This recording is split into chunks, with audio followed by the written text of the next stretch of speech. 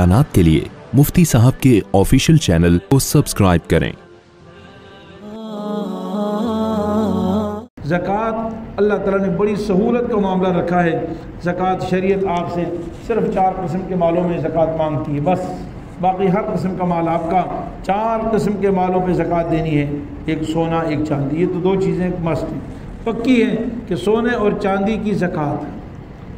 दूसरी तीसरी चीज़ करेंसी। हमारे मुल्क में किसी भी हालत में करेंसी हो, ये भी सोने चांदी में दाखिल है।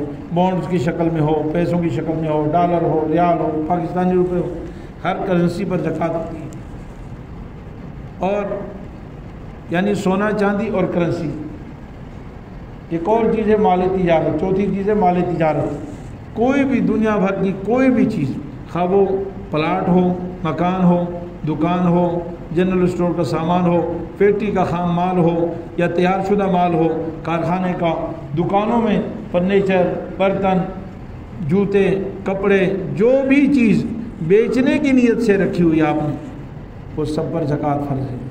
जो चीज़ बेचने की नीयत से आपने ली है, तिजारत की नीयत से आपने ली है, उस पर ज़कात फ़र्ज़ है। शहरों में ये 4 किस्म के माल होते हैं, सोना है, चांदी है, करेंसी है और चौथी चीज़ माल तिजारत है।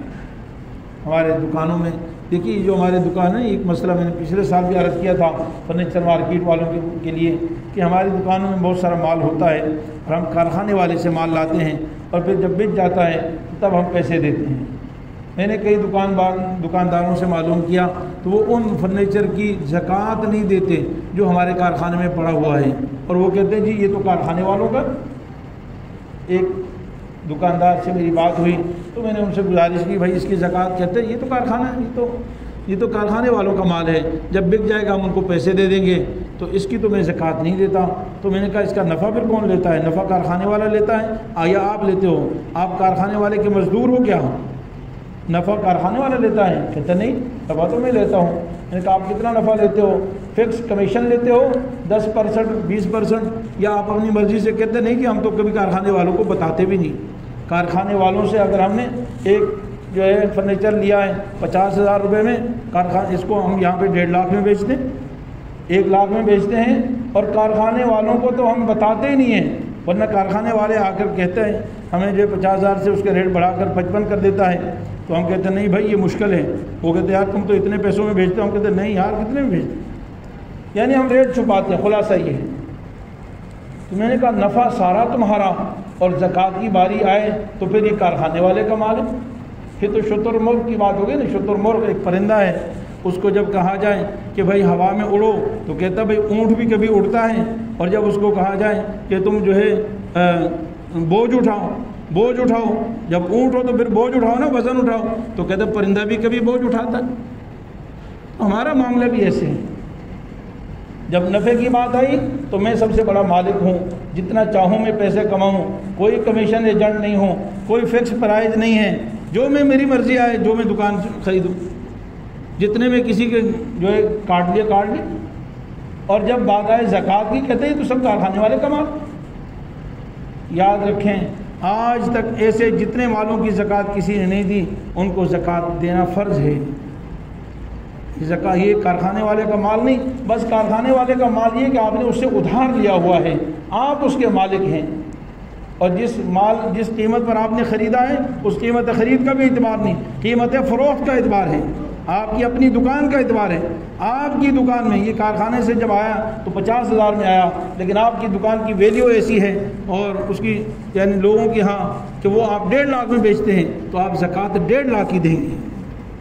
आप ये मत सोचें कि ये जी बिल निकालो भाई, इसमें बिल में क्या लिखा है 50,000, 20,000, 10,000, 40,000, चलो भाई ये टोटल हो गया, इसकी ज़कात दे दो। ऐसा नहीं, कीमत फ़रोख्त लगाएंगे, जितनी कीमत में बिकता है। तो माल तिजारत पर ज़कात फ़र्ज़ है। उलमा से मसाइल पूछें। उलमा से मुराद हर दाढ़ी वाला नहीं।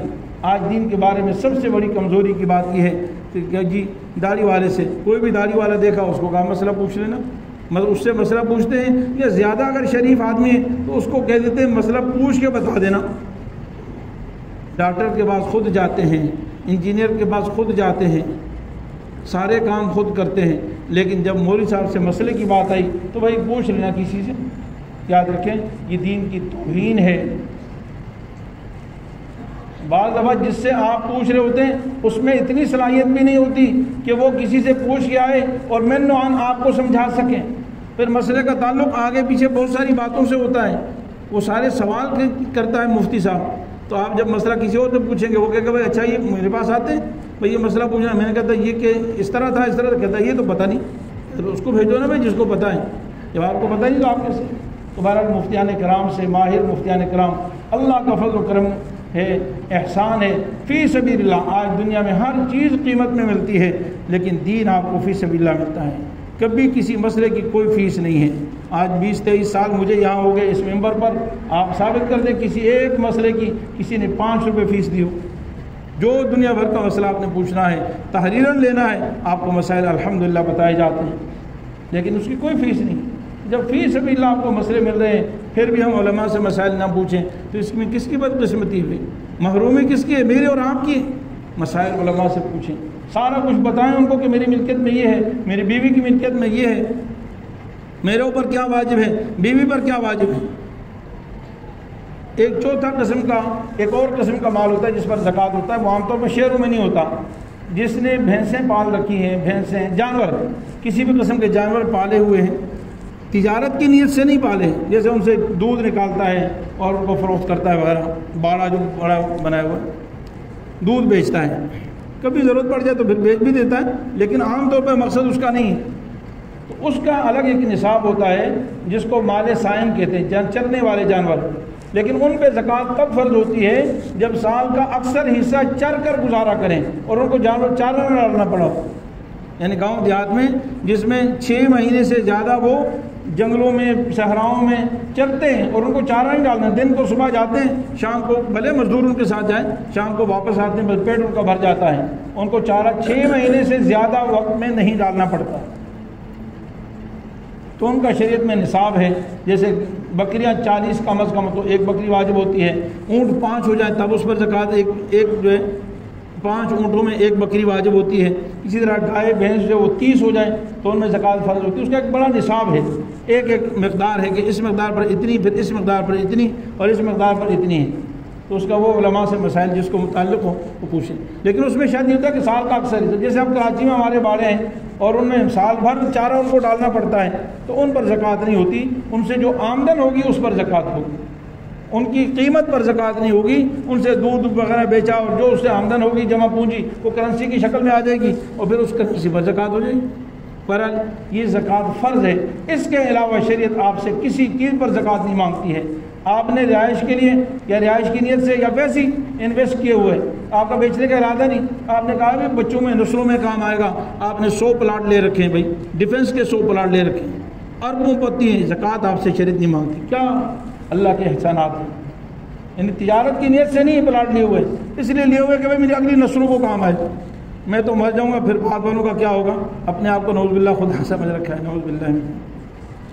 تجھے جس رب نے کھلایا تیری اولاد کو بھی وہی رب کھلائے گا انشاءاللہ.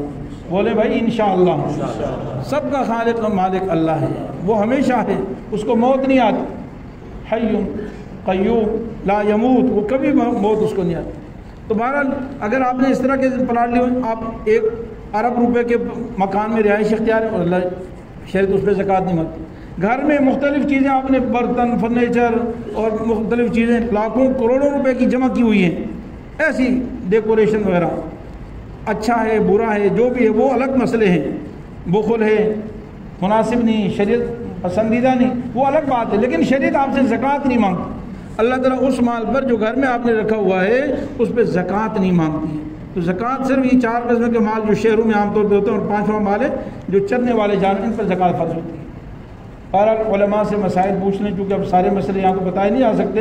علماء سے ایک ساتھی مسئلے پوچھے, اور جو شخص صاحب نصاب ہو 52.5 تولہ چاندی کی قیمت کے برابر جس کے پاس مال ہو اس پر زکوٰۃ فرض ہوتی ہے, اور ضرورت اصلیہ سے زائد. اس میں ایک آخری بات میں اور بھی کر دیتا ہوں, یہ بہت اہم بات ہے. دیکھیں ہم زکوٰۃ سے قرض کو منہا کرتے ہیں, یہ بہت اہم بات ہے, سن لیجئے, عام لوگوں کو اس کا پتہ نہیں ہوتا. ہم زکوٰۃ سے قرض منہا کرتے ہیں نا, قرض نکال کر باقی مال کا زکوٰۃ دیتے ہیں. دیکھیے قرض 2 قسم کا ہے, بلکہ 3 قسم کا قرض ہے.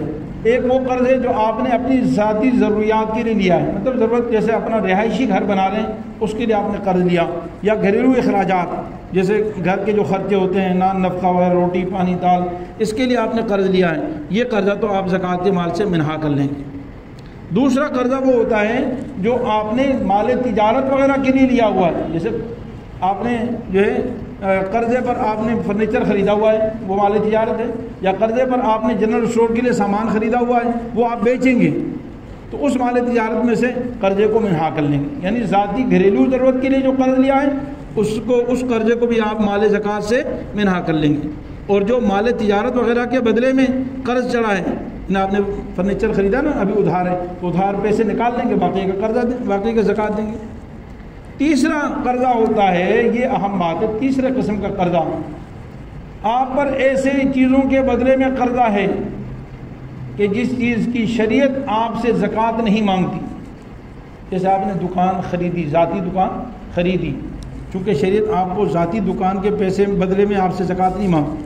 جیسے جتنے لوگ زکوٰۃ کے دکانوں کے مالک ہیں نا، جس کو بیچنے کا ارادہ نہیں، دکان کو بیچنے کا ارادہ نہیں، ذاتی کاروبار کے لیے آپ نے دکان خریدی ہے، تو ذاتی کاروبار کے لیے جو دکان خریدی، یا کرائے پر چڑھانے کے لیے آپ نے دکان خریدی، یا آپ نے ویسے ہی انویسٹ کے طور پر، جیسا بھی میں نے کہا 100 پلاٹ خریدے ہیں انویسٹ کے طور پر، یا ایک آدمی نے فیکٹری کے لیے جگہ خریدی، یا فیکٹری کے لیے آپ نے مشینری خریدی، کیونکہ شریعت جو ہے فیکٹری کی مالیت پر بھی زکوٰۃ آپ سے نہیں مانگتی، اور جو مشینری اس میں پڑی ہے اس پر بھی آپ سے شریعت زکوٰۃ نہیں مانگتی۔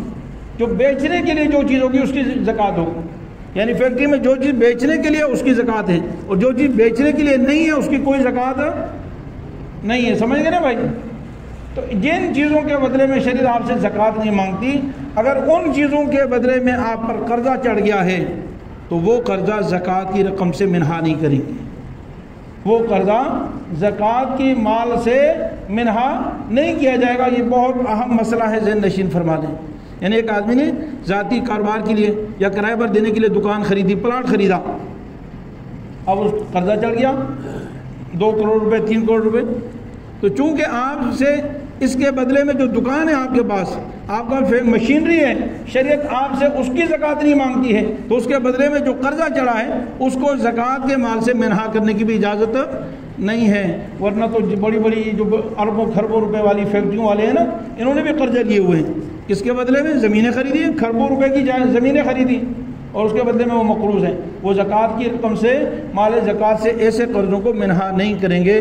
اللہ تعالیٰ میں شریعت مطہرہ کے مطابق صحیح سمجھ کر عمل کرنے کی توفیق عطا فرمائے۔ مفتی صاحب کے YouTube چینل کو سبسکرائب کیجئے اور ان کے تازہ بیانات کے ذریعے اپنی علمی، اصلاحی اور فکری آبیاری کرتے رہیے۔ جزاکم اللہ۔